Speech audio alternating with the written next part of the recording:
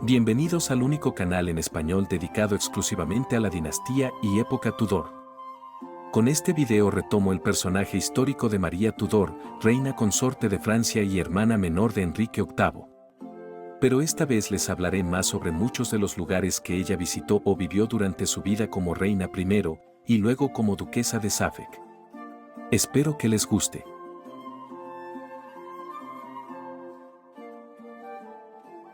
María pasó la mayor parte de su infancia en Eltham, luego en Kent y en su edad adulta en el Gran Londres, como había hecho su madre, Isabel de York. Fue en Eltham donde Erasmo de Rotterdam vio a la niña por primera vez, cuando Thomas More lo llevó a visitar a los hijos menores de Enrique VII.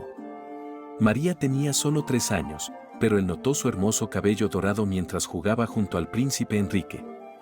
La reunión probablemente tuvo lugar en el gran salón de Eltham, construido por el abuelo de María, Eduardo IV, y que todavía se puede visitar, aunque el resto del palacio original ha desaparecido en gran medida.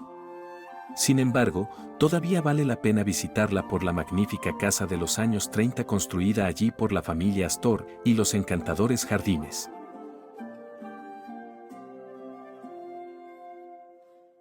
Otra de las casas reales más visitadas durante la infancia de María fue Richmond, reconstruida por Enrique VII tras el devastador incendio que destruyó el antiguo palacio de Sean. Fue en el palacio de Richmond donde María fue testigo del matrimonio por poderes de su hermana Margaret con Jacobo IV de Escocia y de las justas que siguieron.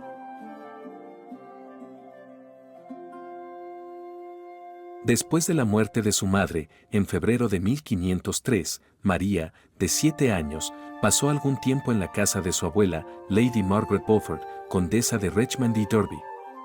La casa de Lady Margaret en Londres estaba en Coldarbour, cerca de la actual calle Upper Thames. La primera casa en Coldarbour probablemente se construyó durante el reinado de Eduardo II. Pasó a formar parte de la herencia de los duques holandeses de Exeter. En la época de Enrique IV, estaba en posesión de la corona y dicho rey se la entregó a su hijo, más tarde Enrique V. Posteriormente, Ricardo III la concedió al Colegio de Armas, antes de entregársela a Lady Margaret Beaufort en 1485. El rey ordenó reparaciones y Thomas Ledley, su secretario de obras, supervisó las mejoras. Entre ellos había una exhibición del escudo de armas de Margaret en una ventana visible desde el río. A medida que María creció, se convirtió en una parte más prominente del ceremonial de la corte. Estuvo presente en el castillo de Windsor cuando el duque Felipe de Borgoña y su esposa, Juana de Castilla, estuvieron en Inglaterra durante 1506. Se destacó su habilidad con el laúd y otros instrumentos, así como sus encantadores modales y encantó, aunque ella solo tenía 10 años.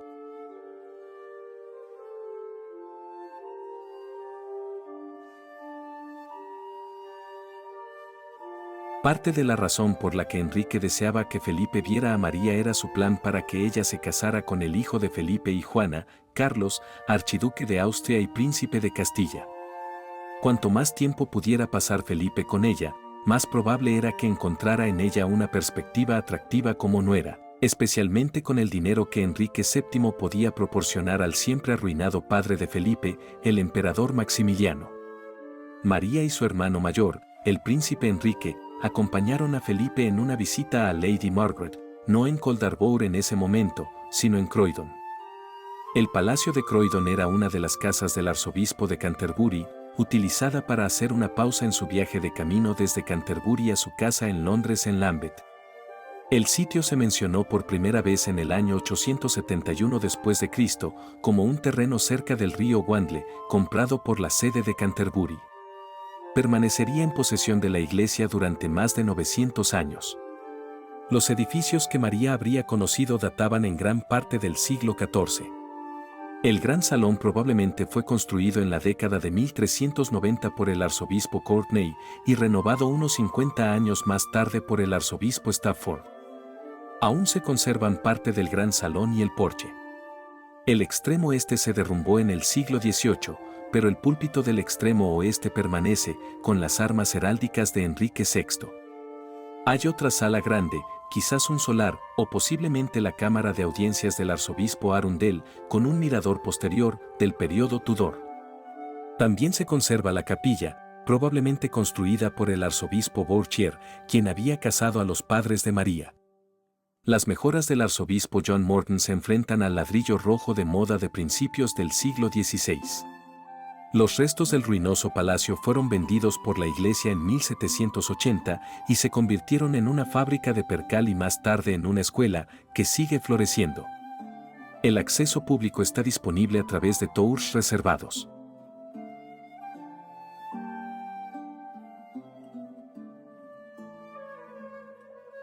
A pesar de la repentina muerte de Felipe de Borgoña, el compromiso entre María y Carlos siguió adelante y un tratado formal selló el acuerdo en 1507.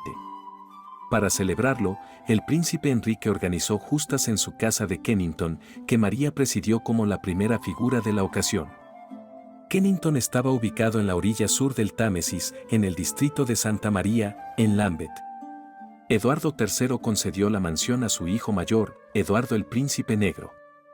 Dicho príncipe construyó allí extensamente desde la década de 1340 en adelante hasta su prematura muerte en 1376, antes que su padre. Construyó un gran salón, la cámara del príncipe, cocinas y otros edificios habituales conectados a una casa real. La viuda del príncipe negro, Juana de Kent, residía generalmente allí, y fue en Kennington donde su hijo, Ricardo de Burdeos, fue proclamado rey tras la muerte de Eduardo III. Ya en el siglo Tudor, Enrique VII se lo concedió al hermano de María, el príncipe Enrique, pero tras su acceso al trono en 1509, la mansión fue poco utilizada. Enrique demolió la mayor parte en 1531 para proporcionar materiales para su nuevo y grandioso palacio en Whitehall. Hoy en día no queda ningún rastro de la casa, pero se conmemora con el nombre del distrito de Londres y su estación de metro.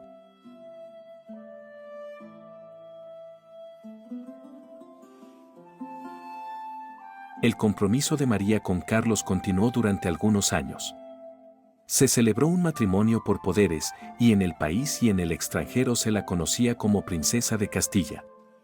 Sin embargo, en 1514, cuando la boda debería haber tenido lugar, los abuelos de Carlos, el emperador Maximiliano y Fernando de Aragón, se mostraron tímidos hasta tal punto y traicionaron al hermano de María, el ahora rey Enrique VIII, de manera tan completa que el matrimonio fue cancelado o quebrado.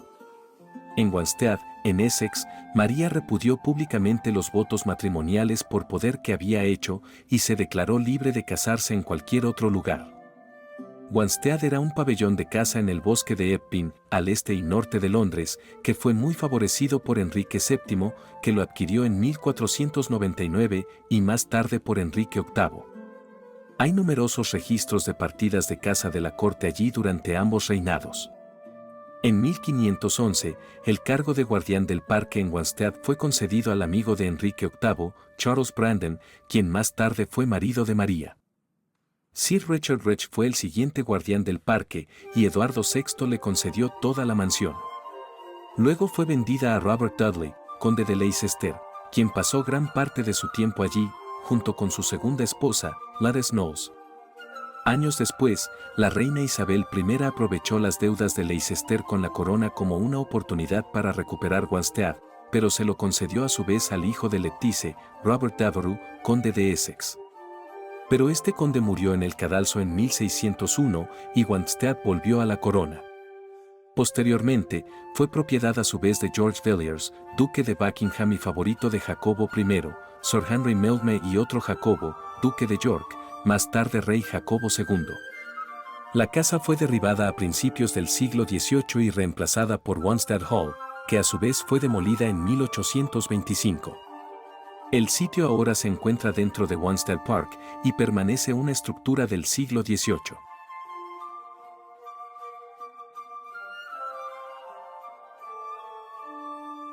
Con María ahora libre de su compromiso con Carlos, rápidamente se concertó un nuevo matrimonio que incomodó a Maximiliano y Fernando.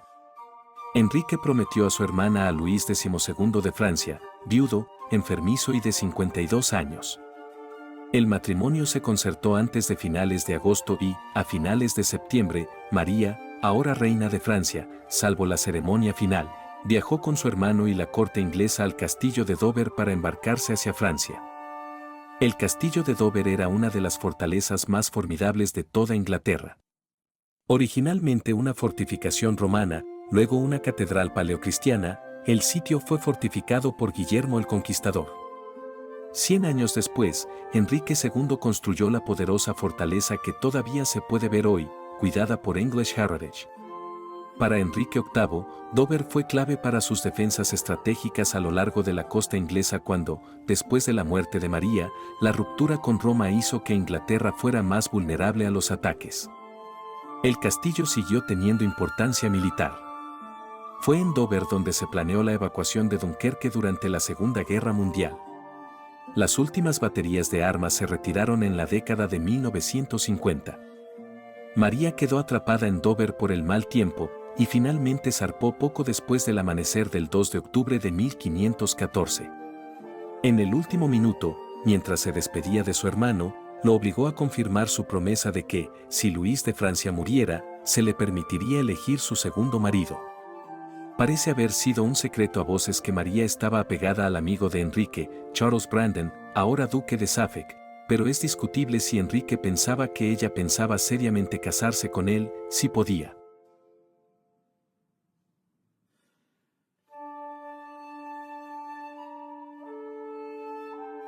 María pasó menos de 3 meses como reina de Francia, fue festejada donde quiera que iba, y Luis la colmó de joyas.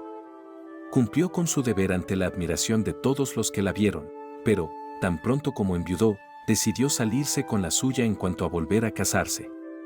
Enrique envió a Suffolk a buscarla, habiendo exigido la promesa de que el duque no le propondría matrimonio a María. Ella tomó el asunto en sus propias manos y convenció a Suffolk para que desafiara al rey y se casara con ella de inmediato. Enrique estaba furioso, o al menos fingía estarlo, y solo los perdonó cuando María le prometió la mayor parte de su dote francesa. La pareja regresó a Inglaterra en abril de 1515 y en mayo se celebró una boda formal en Greenwich. Greenwich fue uno de los palacios favoritos de Enrique VIII y su primera esposa, Catalina de Aragón. Enrique había nacido en ese lugar, años después su hermana y mejor amigo se casaron allí, y fue también el lugar de nacimiento de su hija, otra María. A lo largo de los 10 años que siguieron al matrimonio de la ahora duquesa de Suffolk, la corte estuvo allí con frecuencia y María frecuentemente estaba presente, participando en las numerosas ceremonias que allí se celebraban. El Palacio Tudor fue destruido en gran parte en el siglo XVII para dar paso a la casa de la reina y, más tarde, al antiguo Colegio Naval Real, diseñado por Sir Christopher Wren.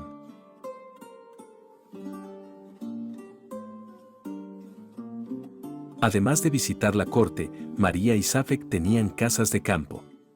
Vivían principalmente en Suffolk, en Westthorpe Hall, a unas 16 millas de Bury St. Edmunds.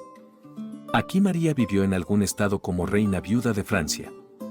Hay rastros de Westthorpe Hall en la casa residencial que ahora se encuentra en el sitio, pero no son obvios para el observador casual. Más evocadora es la iglesia, donde María habría adorado en días festivos importantes. Se ha sugerido que las vísceras de la duquesa fueron enterradas en la iglesia, después del embalsamamiento de su cuerpo. Uno de los lugares favoritos de María para visitar era la abadía o priorato de Butley, no lejos de la costa de Suffolk. El priorato era una casa agustina, fundada en 1171, aunque los edificios que María habría conocido datan de 2 siglos después. Eran unos cimientos enormes, los edificios y jardines cubrían más de 20 acres. María lo visitaba con regularidad, incluso se quedó 2 meses en 1527. Se registró que un día hacía tanto calor que ordenó que pusieran las mesas afuera. Como es típico en Inglaterra, el clima cambió y María y sus compañeros de picnic tuvieron que correr para refugiarse en la iglesia. María no vivió para ver la disolución de las casas religiosas que comenzó al año siguiente de su muerte. Butley se rindió en 1538. Primero se concedió a Thomas Howard, tercer duque de Norfolk, y luego se vendió. Al pasar por varias manos, cayó en el abandono, hasta que parte de la puerta de entrada, donde se habría alojado María, fue restaurada a mediados del siglo XVIII. Actualmente es un lugar para celebrar bodas y también se puede alquilar para vacaciones de corta duración.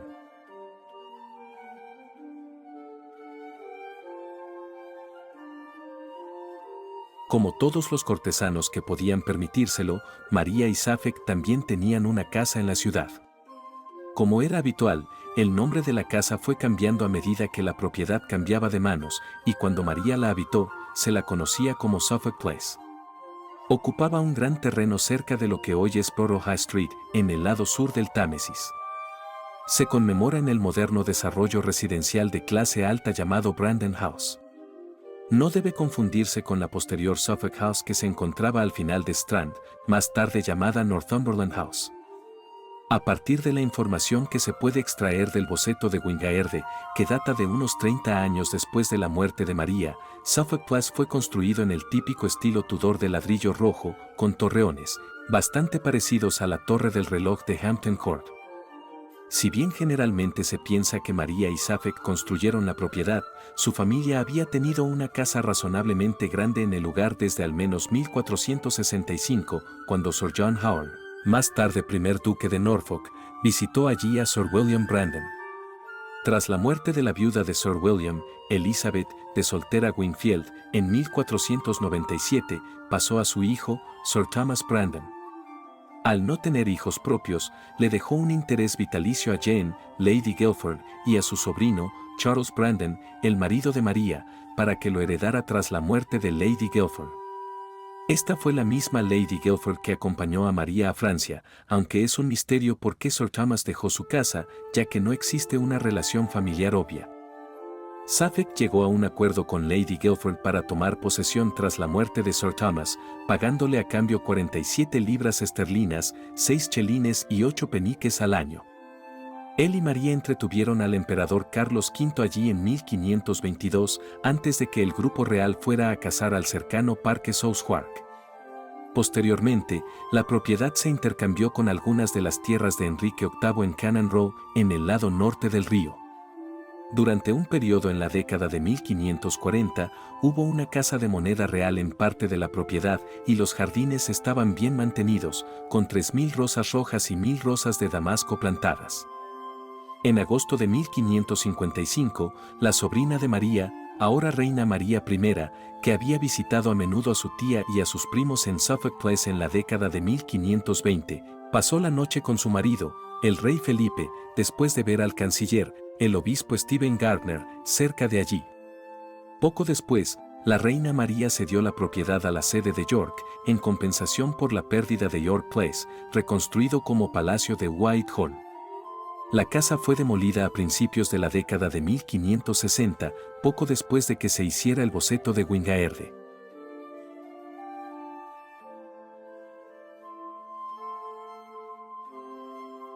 María murió antes de que la Reforma llegara a Inglaterra, y no hay evidencia de que tuviera algo más que una visión completamente convencional de la religión. Su afición por alojarse en casas religiosas no fue única, y ciertamente no fue inusual la peregrinación que hizo a Walsingham en compañía de la reina Catalina de Aragón. Walsingham era uno de los santuarios más sagrados de Inglaterra antes de la disolución de los monasterios. Walsingham, en la costa norte de Norfolk, estaba dedicada a la Virgen María, que se creía que se apareció a una mujer local en el siglo XI y solicitó que se hiciera una réplica de su casa en Inglaterra. Esto se hizo debidamente y, durante 400 años, fue un lugar de peregrinación, especialmente frecuentado por mujeres que deseaban un embarazo exitoso o dar gracias por un parto. Isabel de York hizo la peregrinación, Catalina de Aragón la visitó más de una vez y Ana Bolena planeó hacer una visita, aunque no hay constancia de que lo hiciera. El propio Enrique VIII hizo una peregrinación de gratitud tras el nacimiento de su hijo, otro Enrique, duque de Cornualles, en 1511.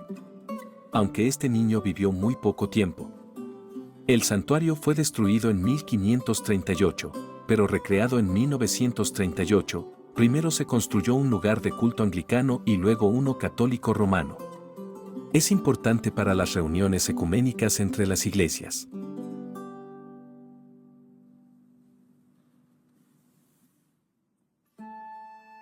Otra de las casas de María, aunque siguió siendo propiedad de Enrique VIII y probablemente no fue visitada con tanta frecuencia como Vestorpe, fue Castle Rising, cerca de King's Lynn, Norfolk.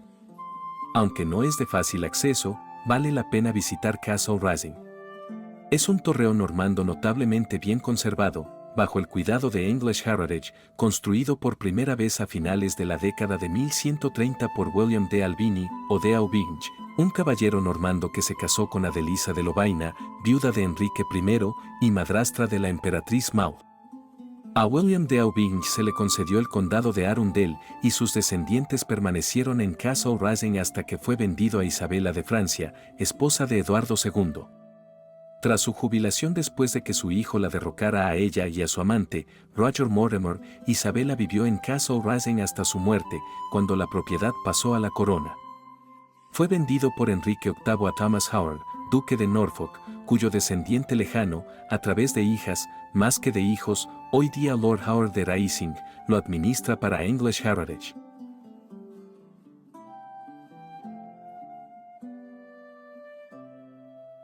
María murió en su casa de Westthorpe Hall. Fue enterrada en la gran abadía benedictina de Bury St Edmunds. Como sugiere el nombre, se trataba de un santuario dedicado al rey y mártir anglosajón San Edmundo, cuyo culto estaba bien establecido en la Edad Media. Como ocurría con frecuencia, hubo muchas disputas sobre los derechos y deberes relativos de la abadía y la ciudad. Esto culminó en graves disturbios en la década de 1320 y el obispo de Ely tuvo que tomar una resolución del asunto en nombre del rey. 50 años más tarde, Ricardo II y su reina, Ana de Bohemia, permanecieron en la abadía durante 10 días, lo que les costó a los monjes 800 marcos, aproximadamente 550 libras hoy día. 60 años después, Humphrey, duque de Gloucester, murió durante un parlamento destinado a resolver las tensiones en la corte de Enrique VI. Muchos creyeron que había sido envenenado, y el malestar que generó esta sospecha contribuyó a las guerras de las dos rosas. La abadía se rindió al rey en noviembre de 1539 y el abad y sus 43 monjes recibieron pensiones. Los restos de María fueron retirados y llevados a la iglesia adyacente de Santa María, y allí es donde permanecen hoy día, al oeste del altar mayor, bajo una losa lisa.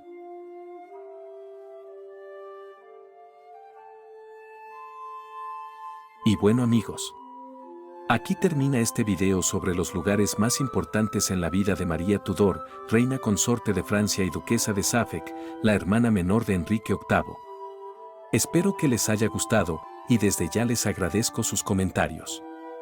Háganme saber si han visitado alguno de las locaciones que aquí se mencionan. Si desean apoyar mi trabajo, pueden darle me gusta al video, suscribirse al canal o unirse a las membresías del mismo, cuyo enlace les comparto en la descripción de este material. Muchas gracias a todos y nos vemos pronto.